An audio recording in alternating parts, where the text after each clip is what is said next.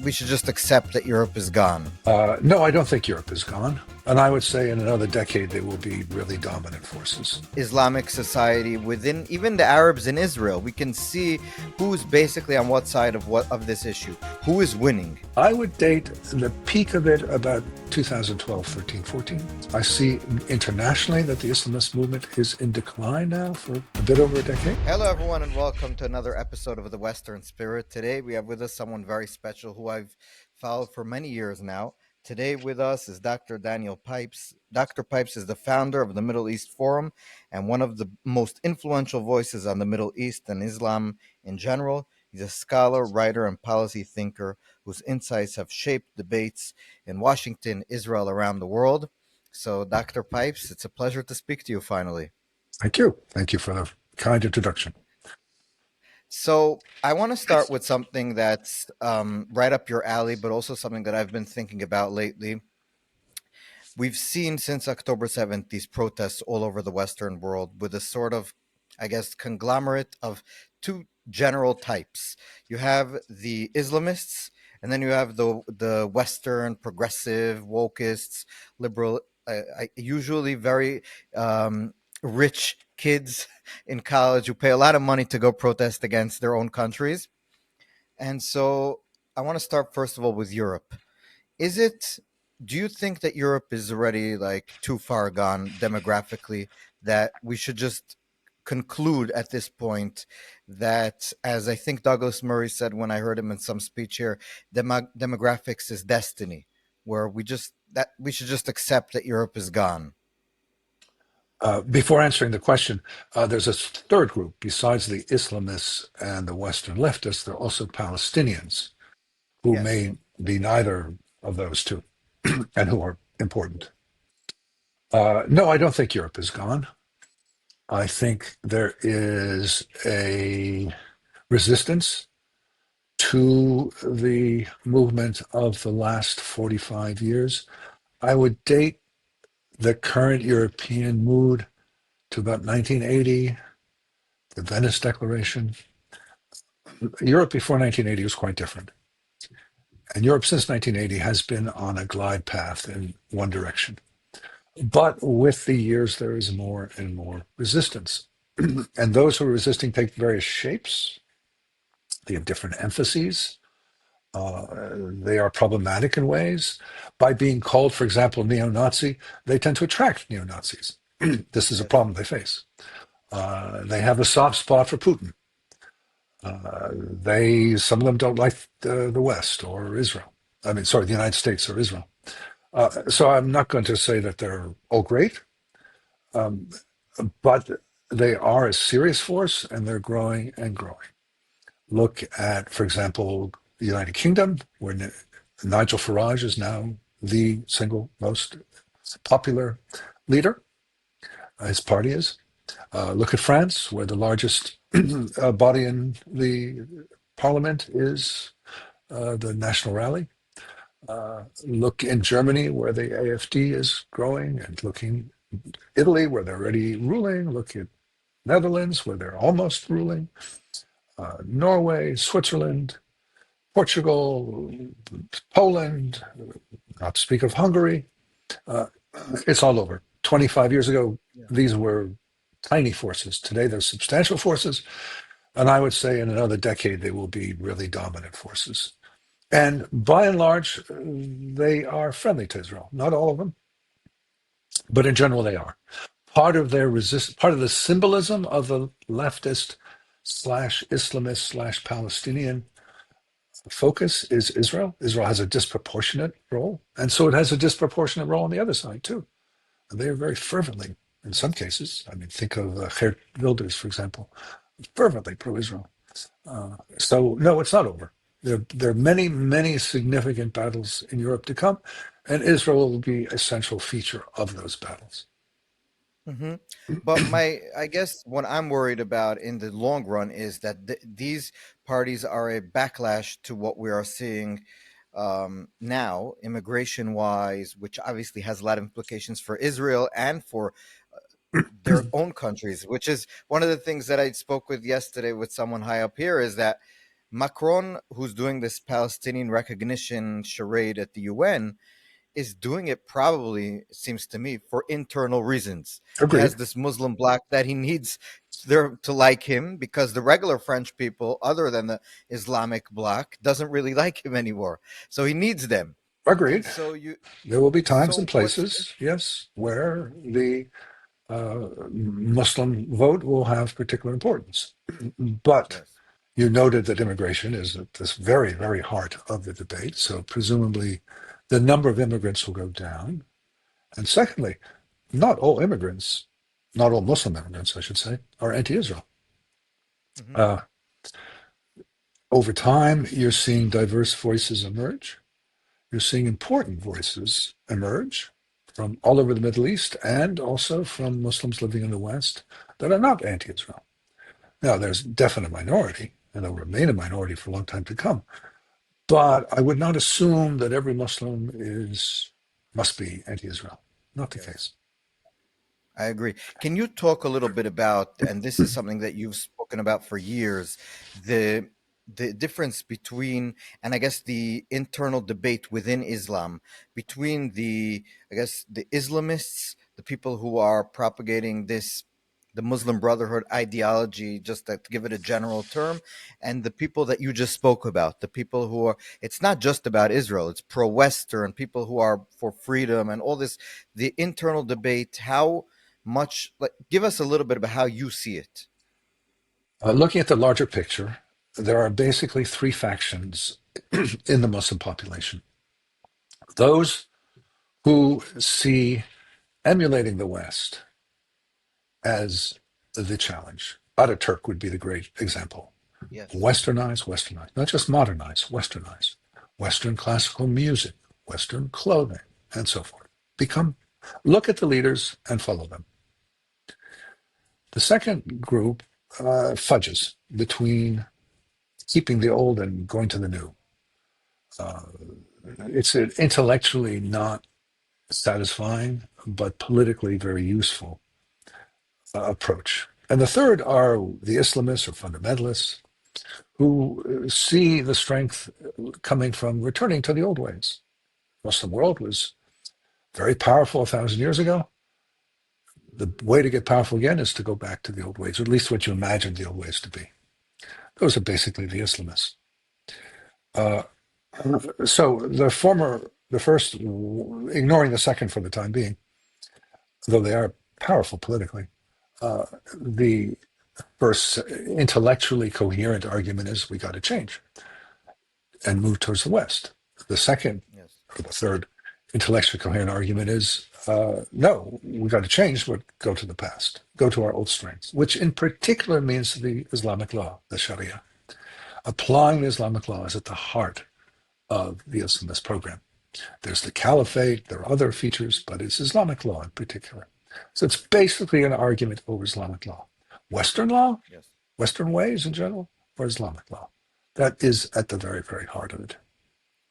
And who is winning, I guess, so that's true, and most people can identify the this, I guess, clash just at looking at what's the discussion within Islamic society, within even the Arabs in Israel. We can see who's basically on what side of what of this issue. But who do you think, in the general sense of Muslims in the West today, who is winning, which Let me side is winning in this give debate? you a bigger historical picture. The move towards westernizing began about the 1840s. Famously, there was an Egyptian team that was sent to Paris, and they were just supposed to learn about mathematics and military matters, but they learned a whole lot more, and they came back excited with the ideas that were percolating in Paris at that time. And from then to, for about 80 years, 1840 to 1920, this is speaking, of course, very generally, the westernizing impulse was the most powerful. From about 1920 to 1980, that middle ground, the intellectual incoherent one, was dominant. A figure like Gamal Abdel Nasser was very powerful. Tried to do two things at once, both become a, someone looking to the Muslim past and to the Western present. Since 1980, particularly the Iranian Revolution, we see the Islamist movement dominating. I would date the peak of it about 2012, 13, 14. I see internationally that the Islamist movement is in decline now for a bit over a decade. There are exceptions, of course. In Bangladesh now, they've come to power. I think the great event will be the collapse of the Islamic Republic of Iran.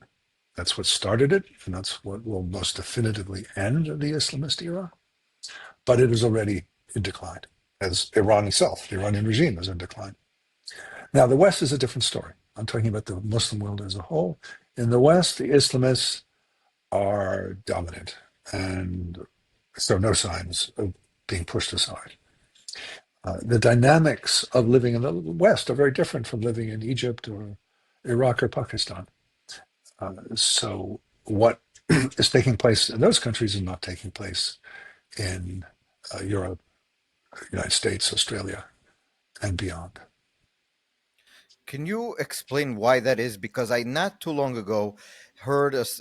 I spoke with someone from the Emirates, and he said to me, "There's something very weird that in the Arab countries that are trying to fight back or trying to stay normal, they basically they outlaw the Muslim Brotherhood. So in Egypt, they basically kill them or put them in jail for years on end or whatever, and they're outlawed in all these what we would call, I guess, moderate countries." And in the West, they're all over the place. They're given promote they're promoted by a lot of these left wing, especially parties who are pandering to them. So can you maybe just explain to us why do you think this dynamic is where the place where these Islamist I guess organizations and um, fervor are actually being more productive productive in quotes Yeah. in the West and So, not in the Arab countries. well, you characterize it as Middle Eastern, Arab versus Western. That's one way of characterizing it. Another would be to say autocracy versus democracy. Yes. Autocracies, they get rid of their troublemakers. Democracies, we coddle them. So the Islamists have a tendency to leave their autocracies and come to the democracies. Plus, historically, Western populations and politicians, tourists, didn't really understand Islamism, didn't really pay that much attention to it. That's changed over time. So there's more attention to it now than there used to be, but still, there's no comparison. A, a leader like Sisi in Egypt, he knows this topic in a way that no Western leader knows it, and he has powers that no Western leader has. So, as you said, he kills him. That doesn't happen in the West. But you would think that, for example, just one of the things you mentioned, the UK, that they would not, they are literally have, now, I'm also sure now, but for decades imported these people.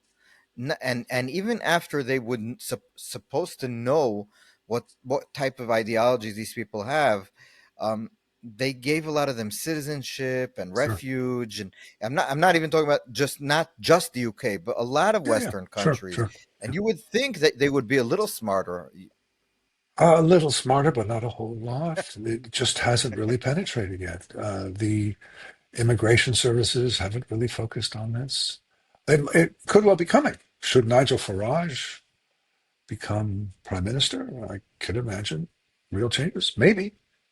Certainly, if Geert Wilders become prime minister, there'll be very major changes. The one country, interestingly, there is one exception.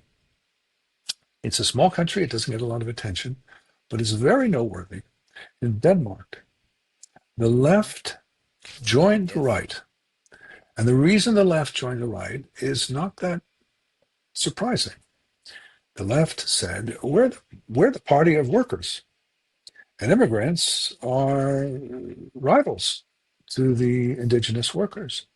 We want to keep down the immigrant population. It's not that we don't like their culture or anything else, but we just don't want to have our base be challenged in this way. So Denmark has had for some years now social democratic prime minister who is tough, tough, tough. And so what you have is left and right in combination in Denmark, and they have put up all sorts of barriers, literal and figurative, to immigrants coming in.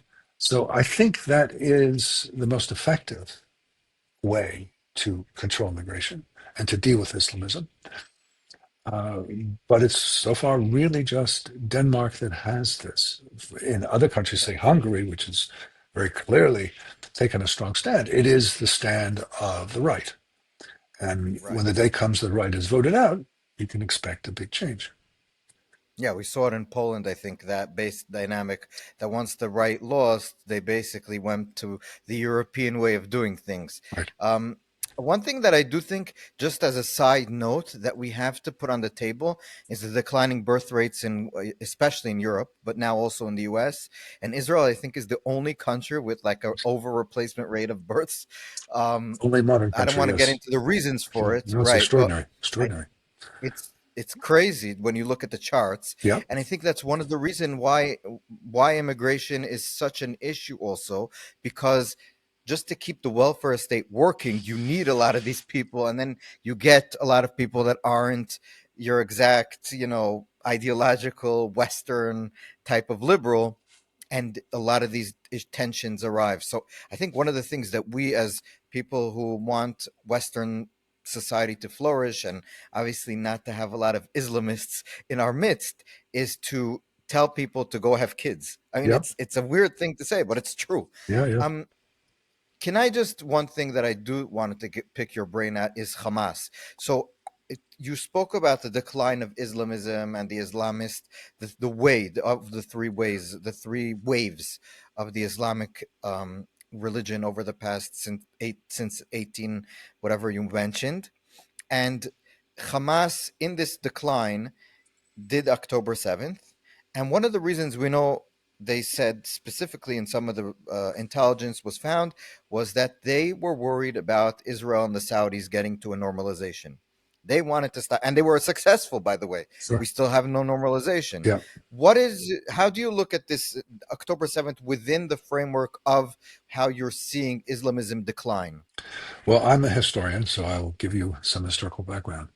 There's a fact about the Arab Israeli conflict that just no one has noticed, except for me, which is that it was an Arab state conflict with Israel for 25 years, from 1948 to 1973, war after war, 48, 49, 56, 67, 70, 73, war after war. Palestinians had no significant role. It was Mhm. states. And then in 1973, the Arab states said, you know what? This is too difficult, too expensive. We keep losing. We're pulling out. And hey, Palestinians, you take over. And they did. And for 50 plus years now, far longer than that 25-year period, it's been Palestinians with states on the outside. And states have, by and large, not been interested in pursuing this conflict. Arabic states, Turkey and Iran came in later. States where the dominant language is Arabic have pulled away. Now, there have been some challenges to that. I don't know. Said in Tunisia came huffing and puffing to the presidency and said he's going to renew the Arab-Israeli conflict, but he didn't. Shara in Syria has been very quiet, very careful. The Iraqis, who used to foment about this topic, are quiet. The Egyptians, they make trouble here and there for Israel, but they're quiet. I mean, there's quiet, basically.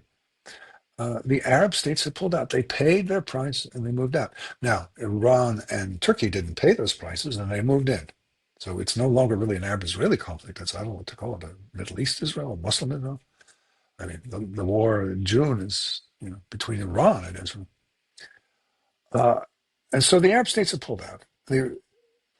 Someone like King Salman, who is close to 90 years old, was what, 40 something when this shift took place. So he grew up in the old system. And so he still holds on to these ideas. But younger leaders, basically anyone under 70, did not. Did not grow. It was 20 at the time of the shift, or 15. And so their whole lives have been in this context of Arab state withdrawal. And they've stayed out. They might make some comments. Certainly, the Saudis made some comments, but they're not interested. They don't want to get involved again. Turks and Iranians, yeah, but not Arabic speakers. There's no single Arabic speaking government that seeks to get involved against Israel. Quite striking. And some of them have gone further, notably the United Arab Emirates, and said, you know what, it's over. We've got Iran as a threat. We need to work with Israel. So on the state level, things have really improved for Israel. I mean, in the old days, I'm old enough to remember the old days, uh, you were forever seeing balance of power charts of how many fighter jets Israel has and how many the enemies of Israel have, and ships and tanks and so forth. This don't exist anymore. There are no fighter fleets against Israel anymore. That's gone. What you have instead is the Palestinians, who do not have a military to speak of, do not have an economy to speak of. They're not getting hundreds of billions a year dollars in oil revenues. They don't have anything like that. What they have is an argument, which the Arab states did not have. I remember after the 67 war, they were ranting and raving, making absurd statements that nobody paid attention to. Think of Saddam Hussein. Who pays attention to what he had to say? The Palestinians are far more clever. They don't have the power, hard military economic power, but they do have an argument, storyline, a narrative. And they're very good, very clever. As I like to put it, who would have imagined a century ago that Jews would become the great soldiers and Arabs the great publicists? And it's not the image you have, but they have, or at least Palestinians have. And the argument they are promoting uh, has become enormously appealing, particularly on the left in the West. And it grows and grows. And astonishingly, they turned October 7th into an argument for them and against Israel. And they have turned Israel's maneuvers in Gaza and Israel's general actions in Gaza into a argument against Israel with great effect. So you have musicians, you have politicians, you have athletes, you have beauty companies, you name it. Uh, and I mean, again, it's not economics, it's not military, but it is an argument that is effective. Polling, Harvard Harris poll of a couple weeks ago showed that 50% of Americans believe that Israel is engaged in genocide.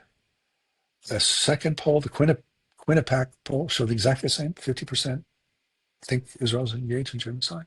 It's a powerful argument, and Israel's losing it. Israel is Hasbara, uh, Israeli But propaganda wait, is can I is terrible.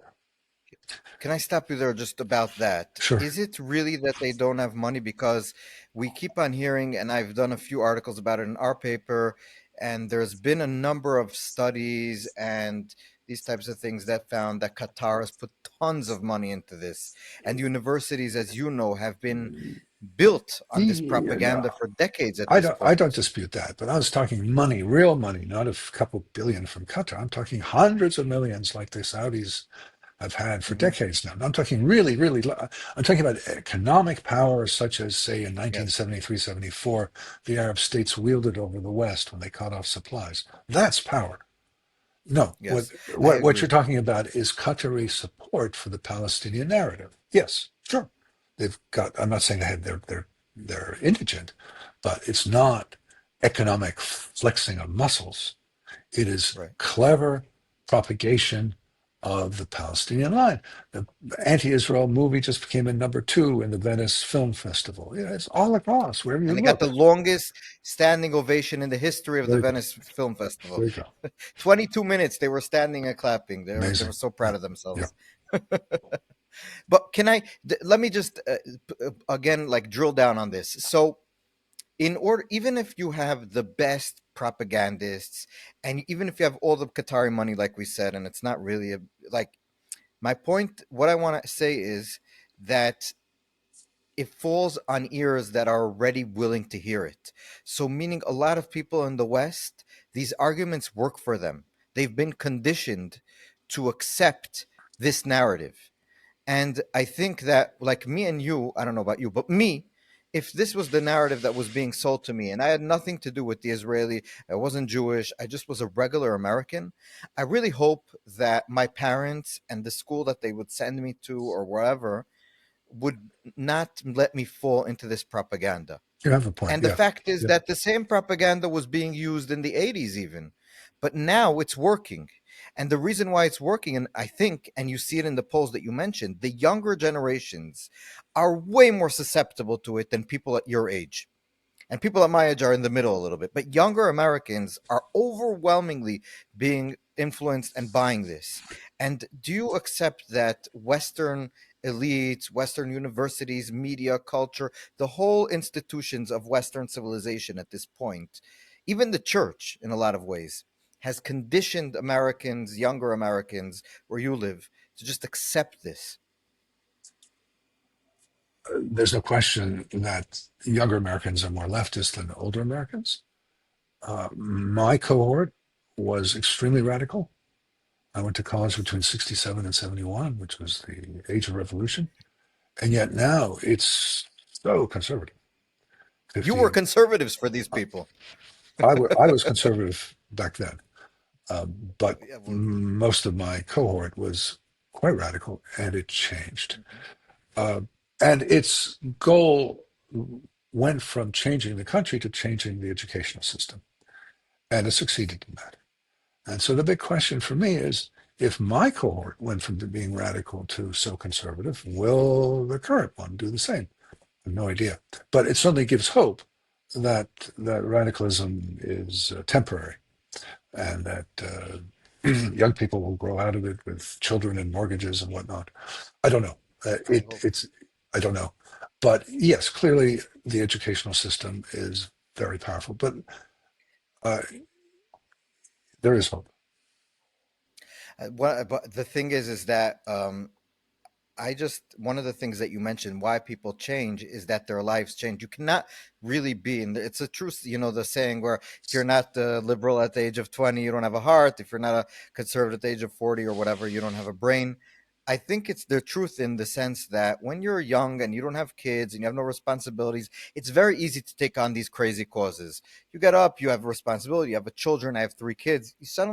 You can't be so crazy. You have Mhm, to be more, in your life. The problem is that in America, like we said, a lot of people are staying single and not having kids mhm. into their 40s and 50s, even. And Yep. so, if that's the case, we might be Yeah, in a big problem. I was struck at my college 50th reunion how radical my college classmates were. 86% Democrats and substantial number of them on the real left. And yet, in their personal uh, lives, very conservative, married with children and hardworking. So it was, yeah, I don't know. Yeah, It's these things are exactly. too big and too unpredictable. Okay. Next topic that I want to talk to you about is the 12-day war that you spoke about with Iran that we went through here. It was a crazy period as someone with children that had to go up and down we don't have a shelter in our apartment. We're on the fourth floor, so going up and down to the shelter at the base under the building Right, with three kids, three and under. right. So you can just imagine just carrying the children up and down. So just for me, it was a very tiring few days. Imagine. But for the region, when you look at what we went through here, how would you like what as a historian, as someone who really knows this region and has been speaking about the Iranian problem for years now, what do you think they're there right now? As I understand it, there's no water in the sinks at some places. They don't have electricity in a lot of their major cities for hours on in every day. they are in an economic situation where the snapback sanctions are going to be put back in the next month or so, probably. So they're going to be in real trouble. There's all these rumors that they're getting ready to start something new with Israel soon. How serious do you think they're really looking? Because sometimes you need a scapegoat when everyone's angry at you from internal. So where are we? Do you think?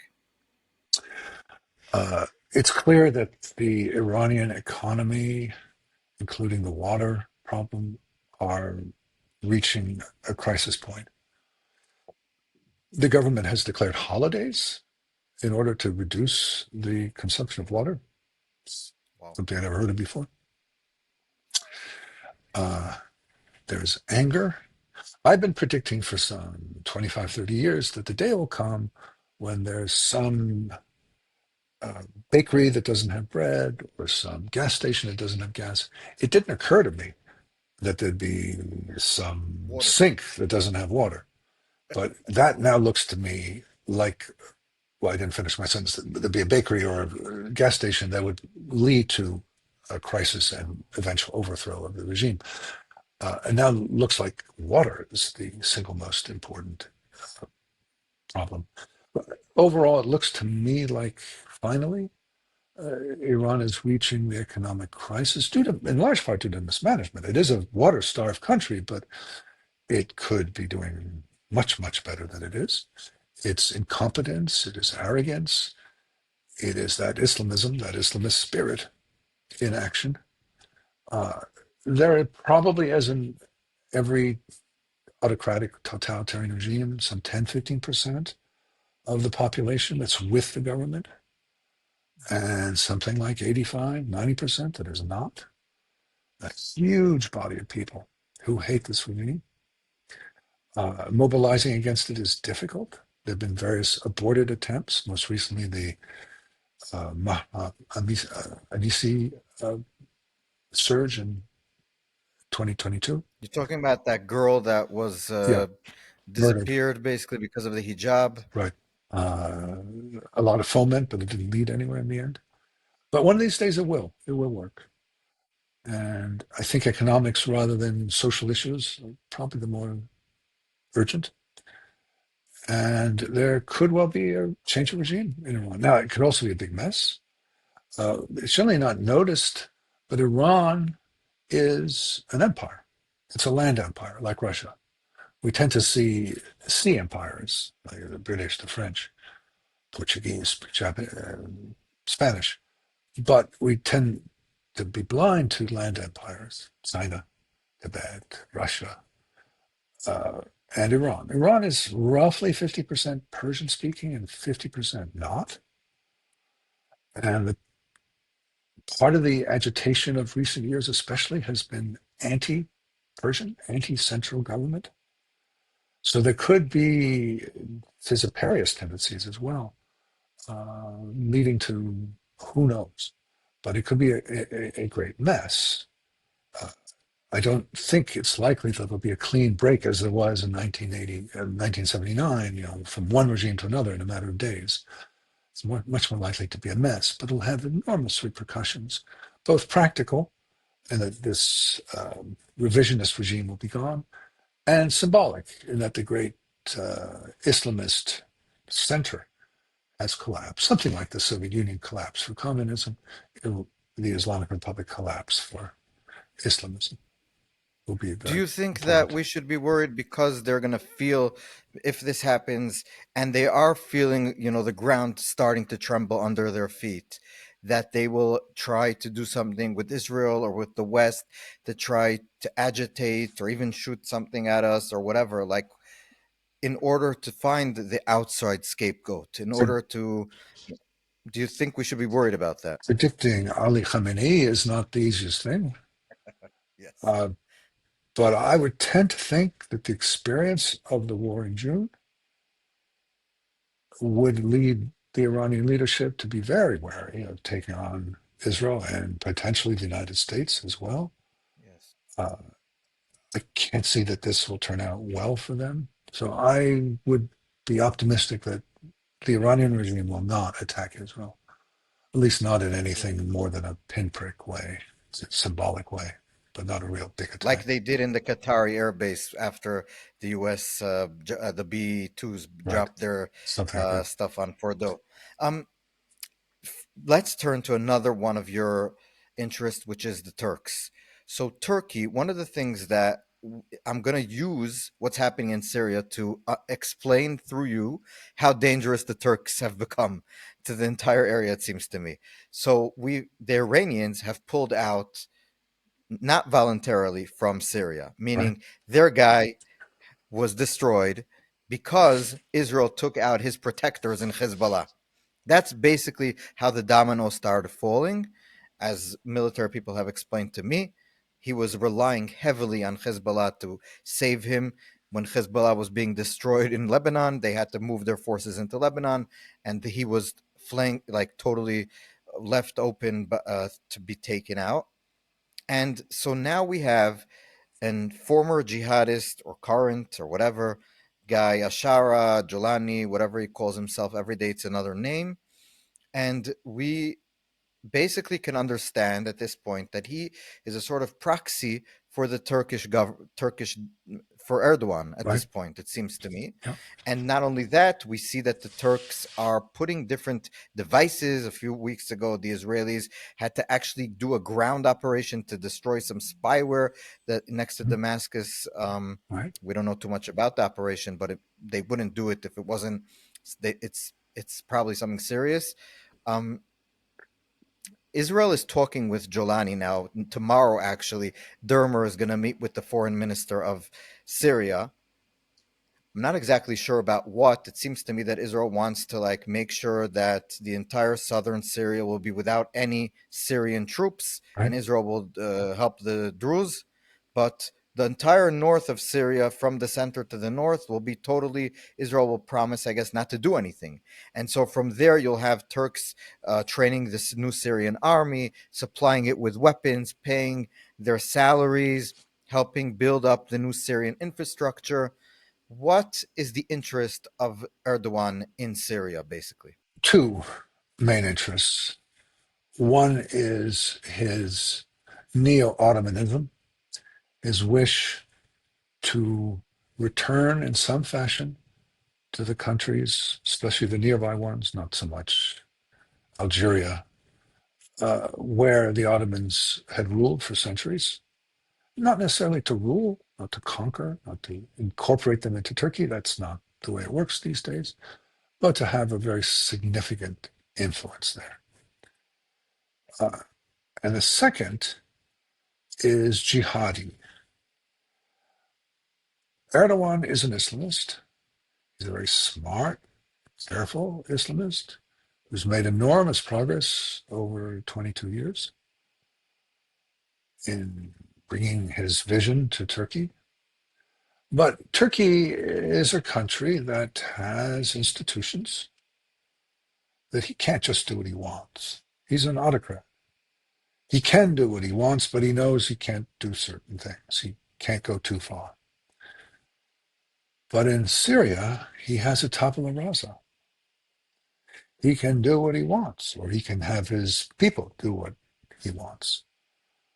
So he, I believe, hopes to create a jihadi state, a far more aggressive state than Turkey.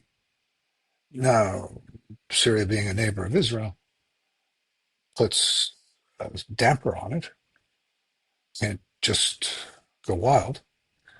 But I think that's his long-term goal, is to create in Syria the jihadi state that is beyond his reach in Turkey. So, like a proxy jihadi state where he can use this infrastructure of this state to do the things that he wouldn't be let himself do from Turkey, basically, because there he has political constraints. He has the military that has a little bit of a a stick on him, like the carrot and the stick. Like he can't do everything.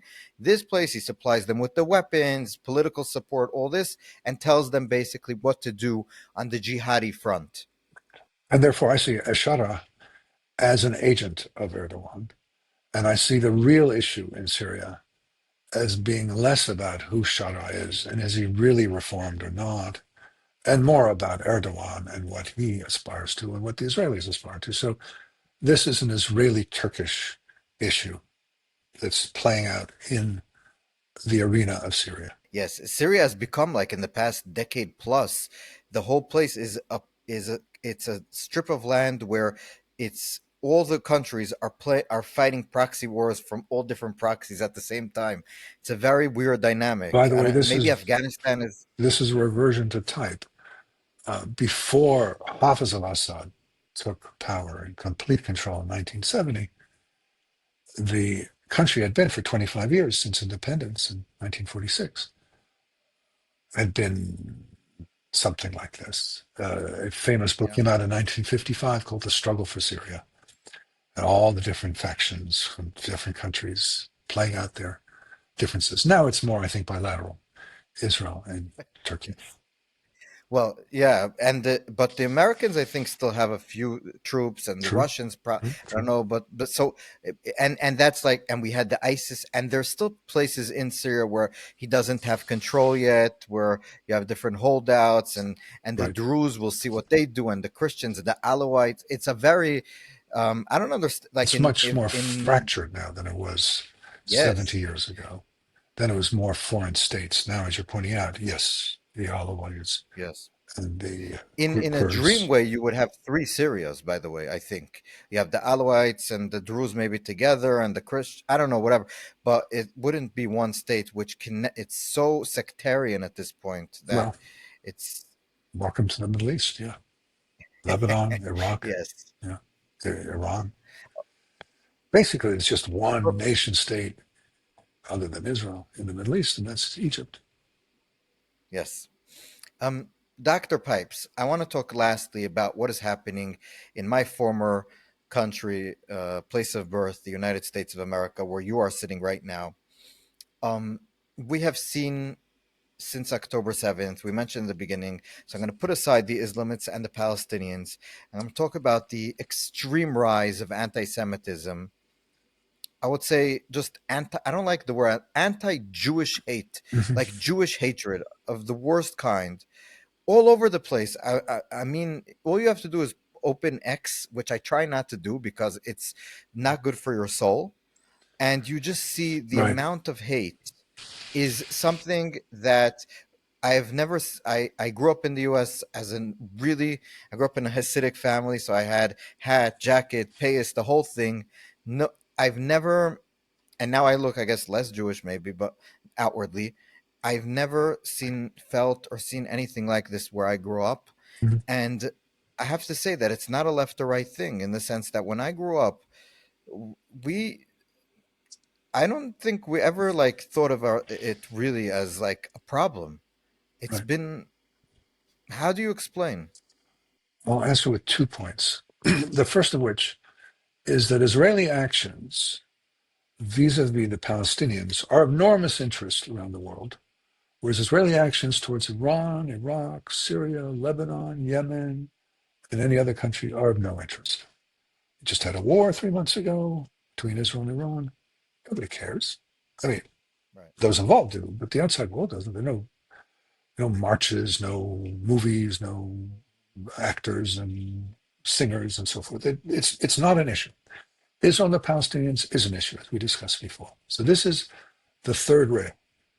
Other issues don't matter. Israeli domestic issues don't matter. Crime waves, price of cottage cheese, Mizrahi, Ashkenazi relations, none of these. The outside world doesn't care about anything except West Bankers, Gazans, and to a lesser extent, East Jerusalemites. That's what counts. Point one. Point two is that Israeli leaders, given all the constraints and tensions and challenges that they face, tend not to pay much attention to this. Uh, the external impact or I should say, the impact of Israeli actions on diaspora Jews is not exactly their first concern. Diaspora Jews live 98% in democratic countries. There's just a few in Russia and other places, but Russian population is tiny. It's Yeah. 100,000 now. Diaspora Jews live in democracies. And you can imagine being an Israeli politician that the situation of diaspora Jews in democracies is not the most urgent problem you face. But I would make the distinction between anti-Semitism or let's call it anti-Semitism, the classic term, and anti-Zionism. There's always an effort to say there's no difference, but yet there is a difference. Anti-Semitism, classic anti-Semitism, has to do with the alleged nasty, unpleasant features of Jews, greediness, and so forth. It's about Jews as such. Anti-Zionism is about Israeli actions. And I would argue to you now that it is anti-Zionism that is the plague of diaspora Jews. It's not that I mean, there are obviously a few oddballs, but the majority problem, the major problem, is with anti-Zionism. People angry about what Israel's doing vis-a-vis the Palestinians, not Iran, Yes. are taking it out on diaspora Jews, whether But using why? violence, because they're angry about Israel. Now, But wait. you can't Yeah. go and attack Israel. Maybe you can find a consulate or an embassy, which did happen a couple of months ago in Washington. But basically, you can't reach Israel. So you attack Israel's perceived supporters, not that every Jew is a supporter of Israel, and you attack Jews. So I think the solution lies in the Israeli government paying a whole lot more attention to the impact of its actions on diaspora Jews. It is in the basic law of Israel that it is concerned with the security and welfare of Jews around the world. And it has done that time and time again. I mean, think of the airlifts from Yemen and Ethiopia Ethiopia. and so forth. Uh, putting pressure on the Soviet Union and Syria to get Jews to be able to leave. Major, major steps. No denying it. Very important. But these days, I would argue that the actions of the government of Israel, this is not something I like saying, and you're not going to like hearing, but the actions of the government of Israel is what's causing problems for Jews in the West and the diaspora. Can I it's not that I don't like hearing it. I'm trying to I don't even necessarily disagree.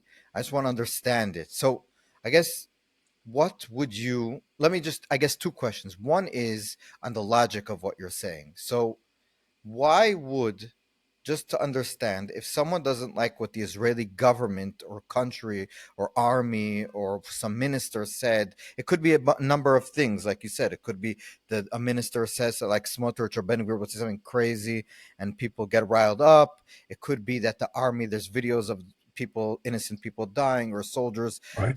saying disgusting things in their videos or whatever it is. Right? So he gets angry at the Israel. Mhm. And then, like you said, he can't find an outlet to vent his anger on Israel. So he goes to the nearest Jew. Yeah. So I guess my question is, isn't that Jewish hatred in and of itself? Meaning you automatically bunch all Jews together Okay. But there's still a as distinction. being responsible. There's still a distinction. It is Explain. not classic anti Semitism. It is Yes, I not agree. an anger at your neighbor. It is an anger at Israel and taking it out on your neighbor. There is a Okay. distinction. Yes, I agree. But still, there is an element of Okay. Judaism, meaning, Okay. I'll tell you why. Like, we tend in Israel to say a lot in our defense, like you said in the beginning about the losing the Palestinian are winning the narrative. So one of the things that we tend to say to ourselves a lot, and I think this is a wrong thing of like using it to excuse all of our problems, is look at Sudan, look at Yemen. Yeah, Like 400,000 yeah, yeah, people have yeah. died in the past four. So, what do you accept at least that the anti-Zionism, the reason for anti-Zionism, is because Zionism is the Jewish identity state? Partly, and partly, I would say that Israelis, Israelis are Yeah. held to a Western standard, and Sudanese are not. The closest I can find by way of analogy would be South Africa. You could say that South African under the old regime, apartheid regime, were better off than many, many other Africans. It didn't matter. What mattered was that these were Dutch people who were doing it, and that was unacceptable. The Dutch, or the Afrikaans, were held to a different standard from Sudanese et al. And likewise here. So, yes, there's always something special about Jews, but there's also something Western about Jews. They are our people and have to be judged by our standard in a way that others are not. So just to conclude, let's accept what you said. I'm still myself trying to think of what I think of what you're saying, which I guess is a good thing. Um, what should Israel do? So what, like for example, um, obviously you can never control every single soldier on the battlefield, everything that they do. It just seems you'll always have rogue No, soldiers. it's They get simple. punished It's here. simple. What would you do? Simple. I would point out to the leadership that it needs to pay attention to the impact of its actions on diaspora Jews. I'm not saying make diaspora Jews the only priority. There are obviously, seven other fronts, but this is a front too, and it needs to be paid attention to. The the welfare and security of diaspora Jews is Israel's responsibility. Israel took upon itself Yeah, I this agree. responsibility, and it's fulfilled that responsibility for decades and decades, and it has abandoned it, and it isn't even I paying agree attention. with everything you just said, but I agree. But that's like, can you give us an example of something just like off the top of your head where you think Israel should have something Well, I'll give you serious I'll that give you Israel something should have very done differently? serious. Yeah. I published a book just over a year ago called Israel Victory, and my basic Yes. argument is this is vis-a-vis the Palestinians, not Iran and Egypt. This is Palestinians. That Hmm. that that there are two mentalities on the Israeli and Palestinian side, which are unique in the world, very strange. And on the Israeli side, on the Palestinian side, it's rejectionism. No, no, no. We want to kill you. It goes on for a century and a half. Nowhere else in the world is anything like that. And on the Israeli side, it's what I call conciliation, which has two sub-elements, enrichment and appeasement. This is my thesis, and I spend the whole book arguing for Israel victory. And when October 7th happened and the immediate days afterwards, I thought, who needs this book? Everybody agrees with me. Got to win, got to destroy Hamas. And then I saw a quick reversion back to old thinking. And then I saw mistake after mistake made because the security establishment had not taken Hamas seriously. I mean, look what it did with Hezbollah. 10 years of planning. Yes. I mean, no planning when it came to Hamas. Incompetence to the highest degree. I mean, 700 days of war? This powerful state can't defeat a bunch of thugs in 700 days? Incompetence. Worst. I Yes. mean, as incompetent in Gaza as competent in Iran or Lebanon. Astonishing contrast. Two different ideas, two different security establishments, complete competence. And I'm therefore I came to the conclusion, and I published an article last month in the Australian. It's on my website, danielpipes.org, saying that while I haven't given up Israel victory, I want victory deferred. I, I, I've been watching for 2 years now, almost 2 years, the, the contradictory priorities of the hostages and the elimination of Hamas. And they've been pulling for the elimination of Hamas. This is what counts. Uh, and now I've reversed myself and said, no, conclude it. Don't try and destroy Hamas now. Get the hostages, close it down, and wait for victory for another day because the pain for Israel itself and also for the diaspora is too great. This is costing too much. I mean, getting rid of Hamas is a high priority, but Israel's collapse on the left in particular uh, is too painful, more painful, more harmful than Hamas. Hamas will invariably attack again. It's in its DNA. And then Israel, after months or years, can get rid of it. But for now, I've changed my mind. I mean, it's, again, painful. I said, no, I'm So not the saying no to mistake victory, but I'm saying victory delayed because of the utter incompetence of the Israeli security establishment in Gaza. about the confidence, I agree. And I think 99% of Israelis also will agree, and probably of anyone in the world, but who's looking at it just from the outside. But so the mistake that you are saying is that by prolonging the war, and not taking into account the reaction outside of Israel on diaspora Jews, and Israel this was a itself. mistake in and of itself. Well, it has become one. I didn't think it was initially.